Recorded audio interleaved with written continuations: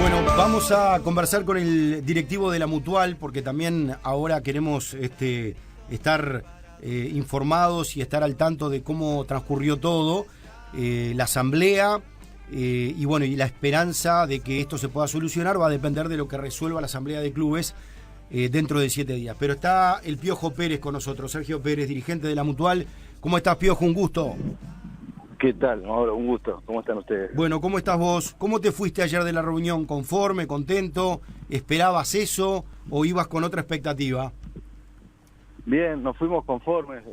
Había 5 puntos que íbamos a tratar en la asamblea y a no ser el punto número 3, que era la modificación transitoria para el régimen de contratación de juveniles para la Copa AUF Uruguay, los demás puntos se aprobaron por unanimidad. Eso claramente para la directiva es un respaldo importante.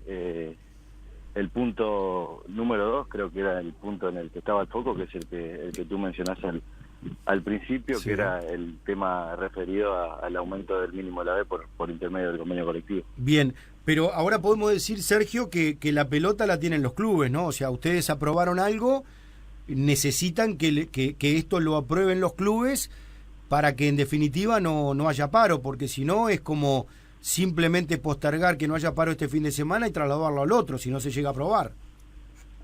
Sí, nosotros recorrimos el camino que venimos recorriendo habitualmente.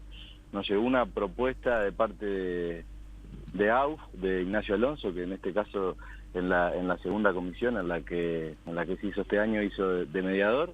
El documento lo que decía claramente es que estaba aceptado el aumento del 25% para los futbolistas de la B y que bueno, necesitaban obviamente del Consejo de Liga y de la aprobación de los clubes de la divisional A para que esto quede documentado. Nosotros, en la lógica que venimos manejando y que hacemos, es que si los clubes de la B, que son los que están implicados directamente en este punto, que es el aumento del mínimo de la B, lo aprobaron, no deberían por qué no aprobarlo los de la A. Por eso tomamos la decisión que tomamos. Nosotros entendíamos que esta resolución que tomó ayer la asamblea, en el cual esperamos una semana más a que esto se materialice, era lo mejor, y claramente nos vamos conformes con la decisión que se tomó. ¿Quedaron conformes con la convocatoria y con la asistencia de los jugadores?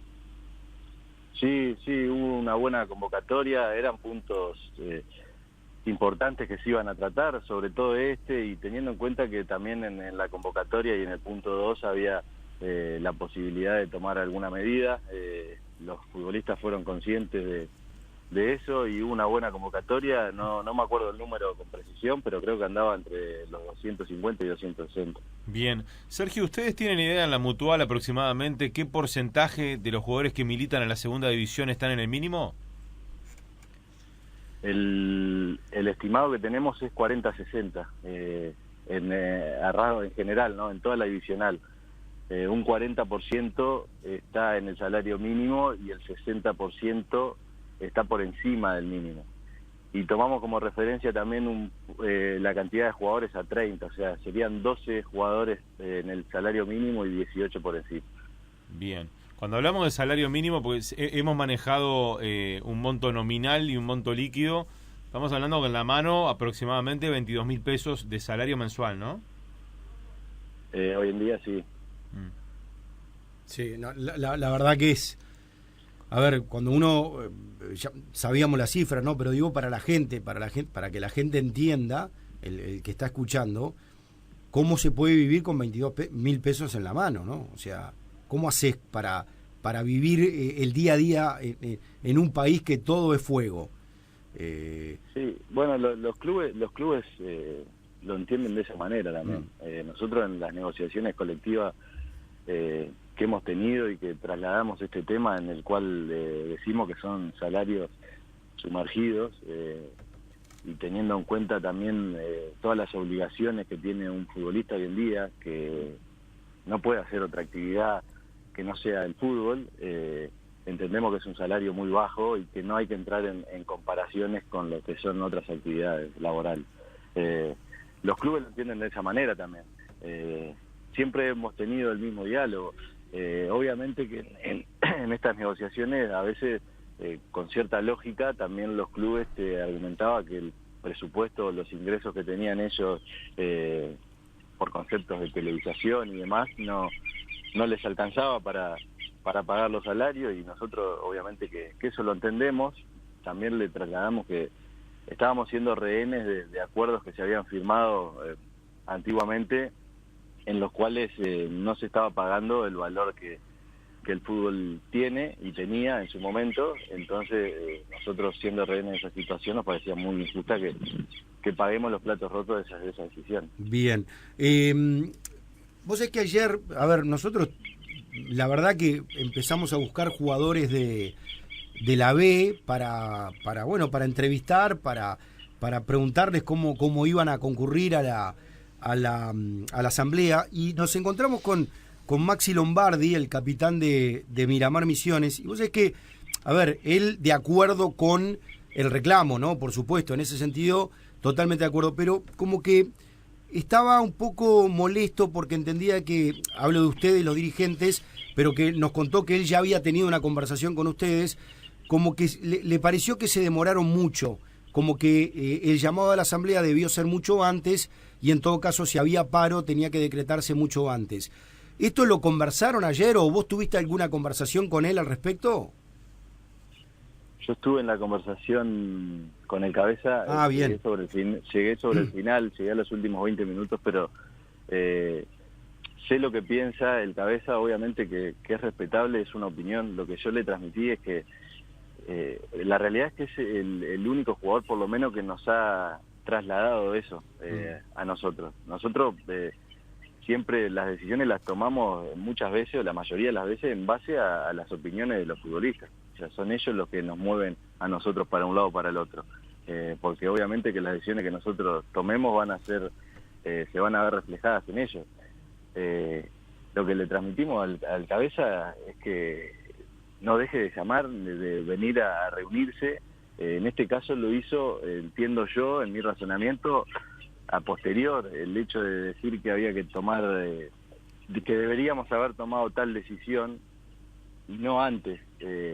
Igualmente fue el único futbolista de todos que nos transmitió eso, porque nosotros obviamente que tenemos ida y vuelta con la mayoría de los jugadores, y no había apuro. Nosotros tenemos un acuerdo firmado con la AUF, en el cual el salario, el aumento, la diferencia de ese salario mínimo se está pagando, que fue lo que nos impulsó a no tomar medidas en diciembre. Nosotros llegamos a diciembre del año pasado, no sé si recuerdan, con 8 meses de negociación, aprobamos nuestro convenio colectivo, aprobamos la reforma del convenio colectivo en nuestra asamblea, los clubes no, y en ese momento íbamos a tomar decisiones porque entendíamos que el aumento que nosotros habíamos transmitido en la asamblea se tenía que materializar.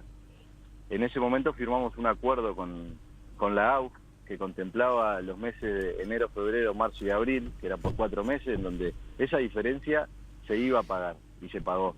Cuando llegamos al mes de abril, firmamos un nuevo acuerdo por 4 meses más, mayo, junio, julio y agosto, que es a la fecha de hoy. O sea, la diferencia del mínimo de la B, hoy los futbolistas la están recibiendo por intermedio de un acuerdo que tenemos con AUF, y nosotros entendíamos que de todas las reformas y de todo el articulado que había en el convenio colectivo, el aumento del mínimo de la B, teniendo en cuenta que son salarios sumergidos, era el artículo sustancial de todo esto. Y teniendo ese acuerdo por parte de AUF y la Mutual, entendíamos que no era momento para tomar ninguna decisión.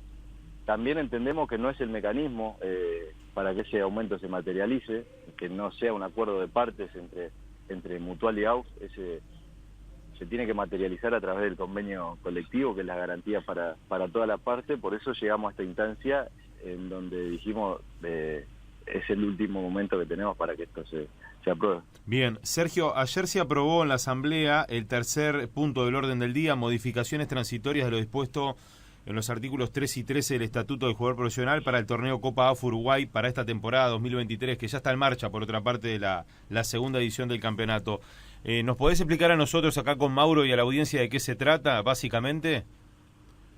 Sí, el punto 3 y 13 es un régimen especial que está en nuestro convenio colectivo, un régimen especial de contrataciones que habla de los futbolistas que son menores de edad, los que no tienen 18 años y los que están en la franja entre 18 y 21 años. Los futbolistas que son menores de edad pueden jugar hasta 5 partidos sin tener contrato. En el momento que juegan el quinto partido pasan a recibir un salario del 50% del mínimo. Eso para los futbolistas que son menores de 18 años. Los que están entre la franja de 18 y 21 años tienen contrato, tienen que jugar con contrato vigente, pero cobran el 60% del mínimo. Y a la hora de jugar 5 partidos pasan a cobrar el 100%. Lo que nos pidieron que modificáramos a nosotros es que no se contabilicen los partidos para estos futbolistas que están dentro de este régimen para la Copa AUF Uruguay.